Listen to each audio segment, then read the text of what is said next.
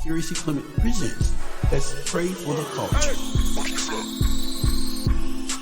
These thoughts and concerns you are about to hear are real-life situations, real-life issues that I witnessed with my own eyes and ears and wish to share so that you can see we are all going through something. This is my opportunity to speak my mind and share some good, some bad, but nevertheless, life is real and it's a blessing to be living to witness what this land and culture we share has bestowed upon us. My views are not to judge or criticize, but to make all who listen simply think. You pray for me and I'll pray for you, and together let's pray for the culture. As a child, we did a lot outside. Everything from working in the garden to riding bikes and playing sports. My one uncle had tobacco, so we learned early on to pull tobacco, put it in the barn, and take it to the market and sell it. Another uncle had chickens, pigs, and a garden, and we were very active in the garden, planting a little of everything.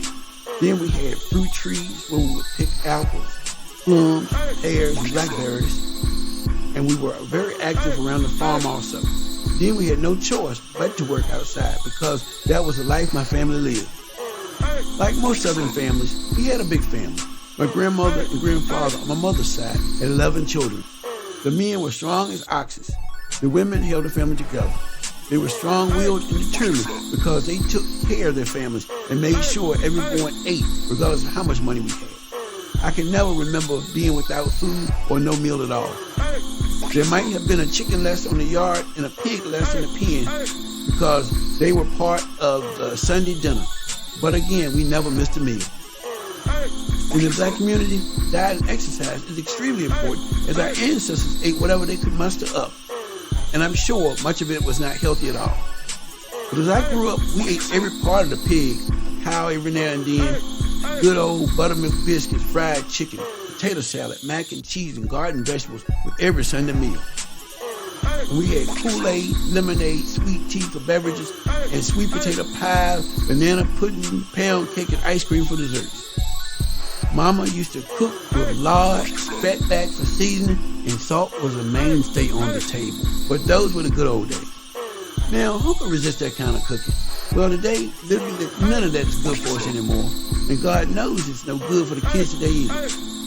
Many are not active, they don't do anything, just sit around and just eat. And because they fail to watch their diet and refuse to exercise or work out, the Lord only knows when their hearts will just have enough and they'll just fail. Growing up, the eating was good. And as a child, if you were not in school, you were in church. And if you were not in church, you were out working. That's just how it was. Everybody was active, the men and the women. We didn't sit around all day watching TV, playing computer games, or doing nails like the women do, and pampering themselves. At least not the black women that I grew up around. When I look at today's generation, I see very few young people outside running around, riding bikes, working, and just simply having fun. We always had something to do and someone to play with. And if it was a nice day outside, we always just found something to do outside. And we wonder why our kids today are so big, so obese.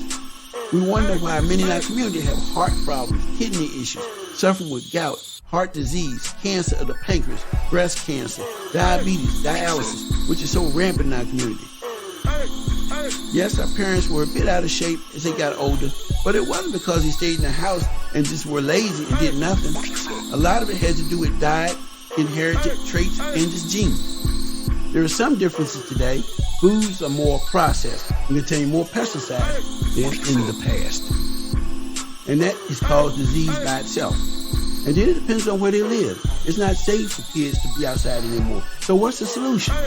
What happened to the family structure where we used to be concerned about all these things? Today, many of our kids do nothing but play video games, watch TV, and use other electronics to pass the time. They have no physical hobby or real life at all as far as we were concerned. I'm sure we will have many more obese and difficult children because of our choices to not teach them the right way to live, the right way to eat.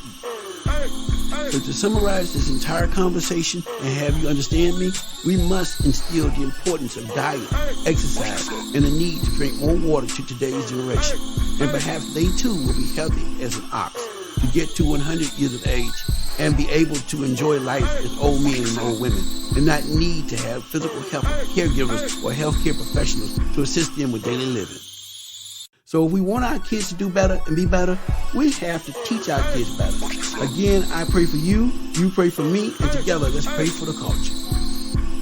Jerry C.Clement presents the culture. It's all about the culture. The culture. Join me and let's pray for the culture.